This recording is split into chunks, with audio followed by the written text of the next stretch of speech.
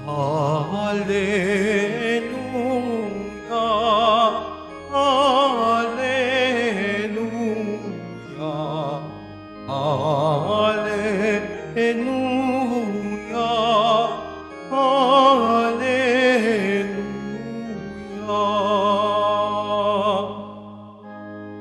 Kapag ang aking salita sa inyo'y naidambana, taglay niyo ang aking diwa. Hallelujah, Hallelujah, Hallelujah, Hallelujah.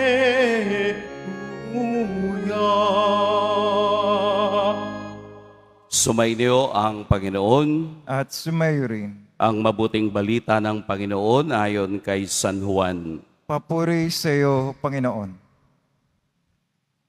Noong panahong iyon, sinabi ni Jesus sa kaniyang mga alagad, "Kung ako'y kilala ninyo, kilala na rin ninyo ang aking Ama. Mula ngayon ay kilala na ninyo siya at inyong nakita."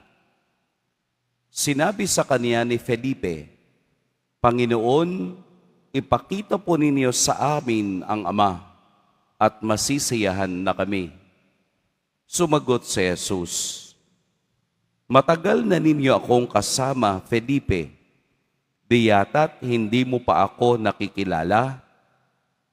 Ang nakakita sa akin ay nakakita na sa Ama.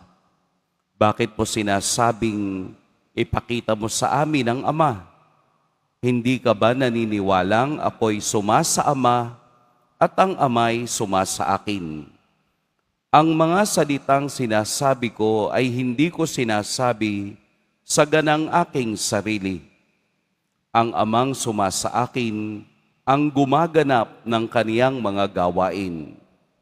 Maniwala kayo sa akin, ako'y sumasa Ama at ang Ama'y sumasa akin. Kung ayaw ninyong maniwala sa sinasabi ko, maniwala kayo dahil sa mga gawang ito. Sinasabi ko sa inyo, ang nananalig sa akin ay makagagawa ng mga ginagawa ko at higit pa rito, sapagkat papunta na ako sa Ama. At anumang hilingin ninyo sa Ama sa aking pangalan, ay gagawin ko upang maparangalan ng Ama sa pamamagitan ng Anak. Gagawin ko ang anumang hihilingin ninyo sa pangalan ko." Mga kapatid, ang mabuting balita ng Panginoon. Pinupuri ka namin, Panginoong Jesucristo. Magsipo muna ang lahat. Magandang umaga po sa lahat. Atin pong himayin ang Ebanghelyo sa umagang ito. Medyo malalim, mysterious, and theological ang atake ng ating Ebanghelyo ngayon. Sapagkat si Kristo'y nagsasalita kasama ang Ama. The union between the Father and the Son ay naganap dahil sa pagpapakilala ni Jesus ng Ama. Kaya nga po, sobra ang panggalaite ng mga Pharisees and Sadducees dahil first time nilang narinig na mayroong isang tao sa harap nila na inilelebel ang sarili sa Diyos. Kaya gayon na lamang ang kanilang panggagalaite dahil walang sino man sa kanilang kapanahunan ang pwedeng magsabing, "Ako at ang Ama ay iisa." Pero ipinakilala ni Jesus ang Ama bilang nagsugo sa Kanya at ang Ama'y sumasa Kanya.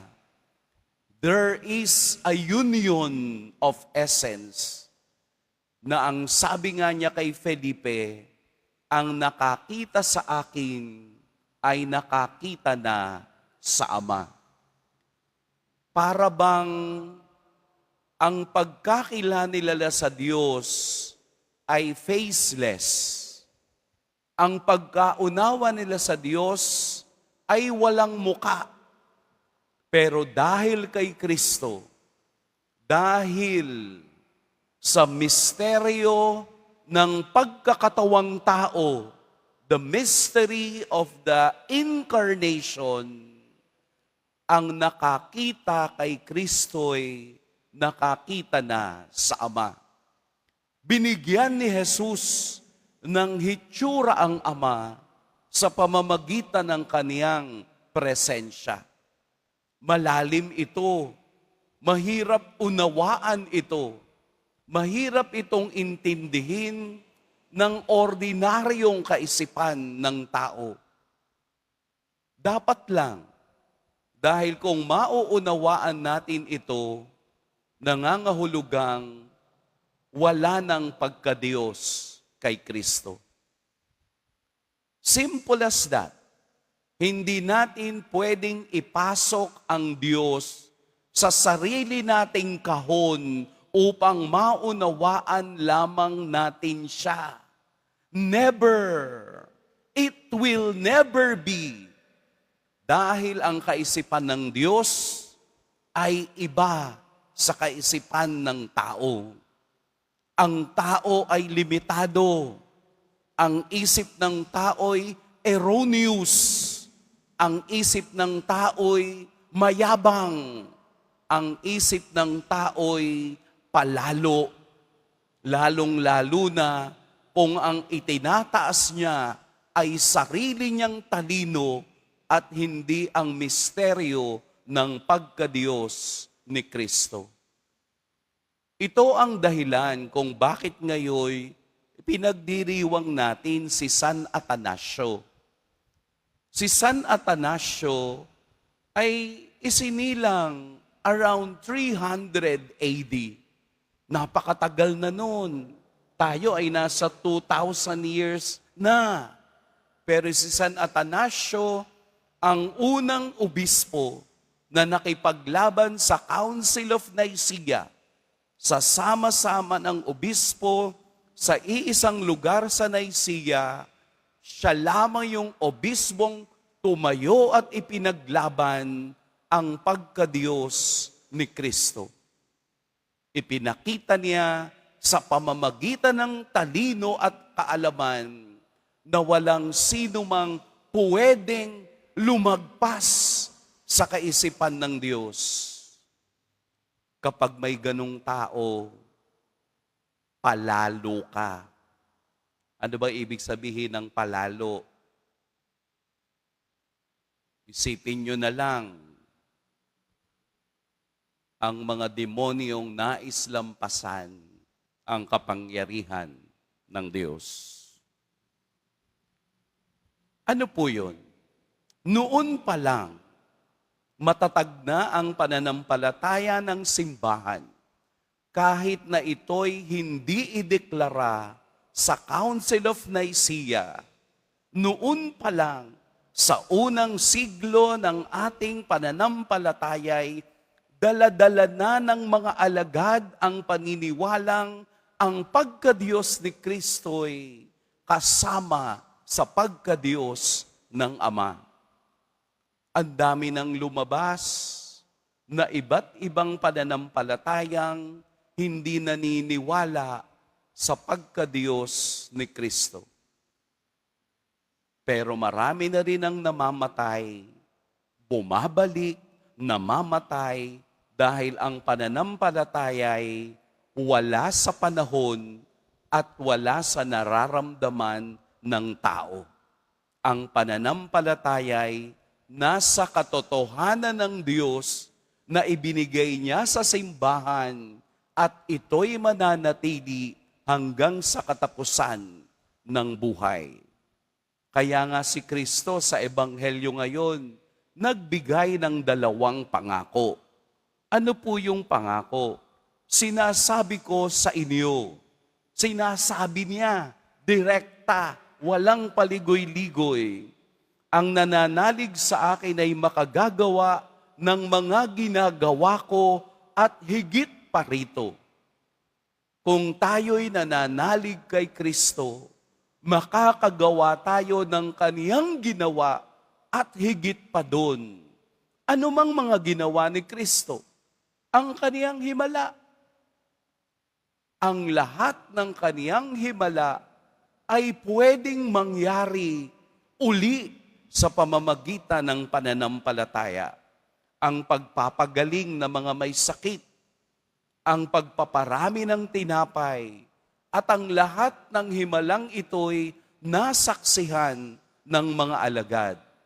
At ito nga yung kanilang isinabuhay sa gawa ng mga apostol na lagi nating binabasa sa unang pagbasa.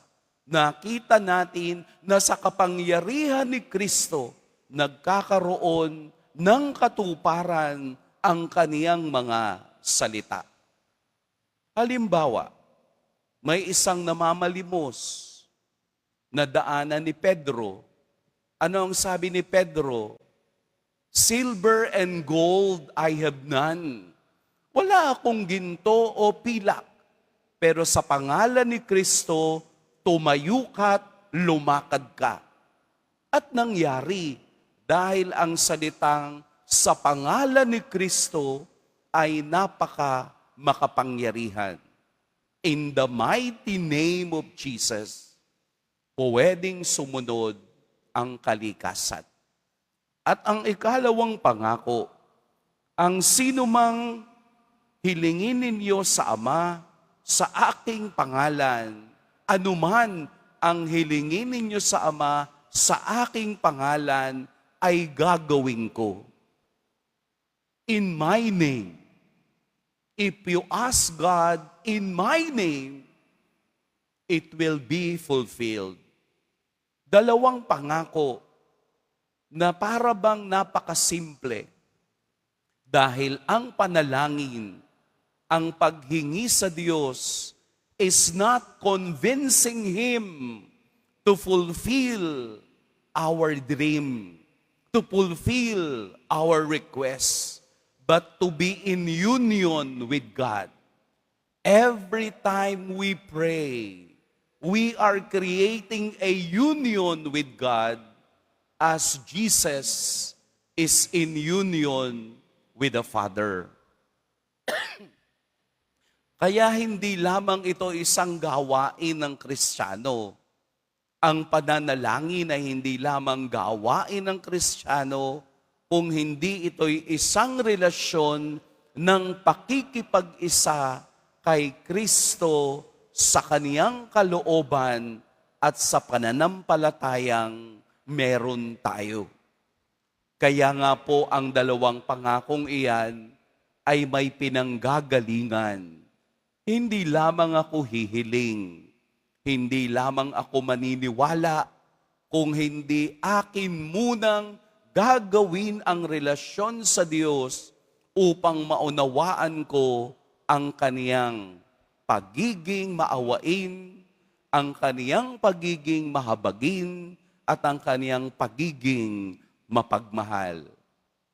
Kung ayos na ito, kung okay ang relasyon ko sa Diyos, kung napakaganda ng aming samahan, kung ako'y nakikinig at nagsasabuhay ng kaniyang pangalan, napakasimple ang paghiling sa kaniya nang wala ng pagdududa.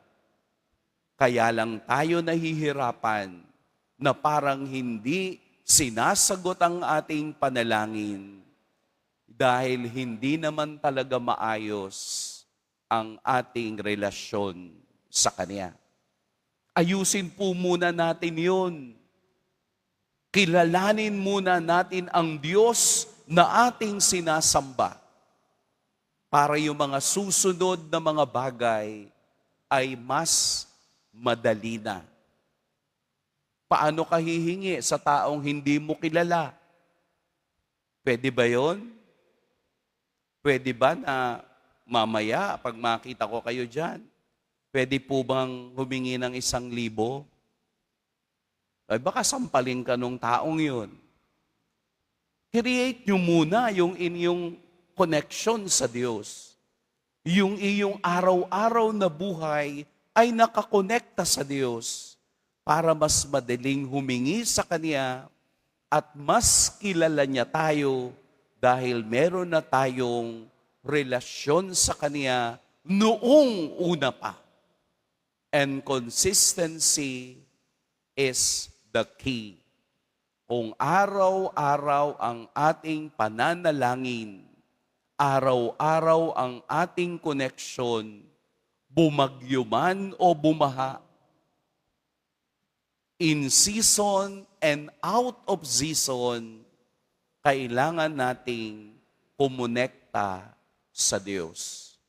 Nasa loob ka man ng simbahan o nasa iyong tahanan, ang Diyos pa rin ang dapat pinangungunahan. Huwag tayong umasa sa atin lamang kakayahan dahil hindi natin kakayanin kung mag-isa lang tayong aasa sa sarili nating progreso at sa sarili nating pananaw. Kailangan natin ng Diyos. Kailangan natin ng relasyon sa Diyos anumang oras at araw ng ating buhay.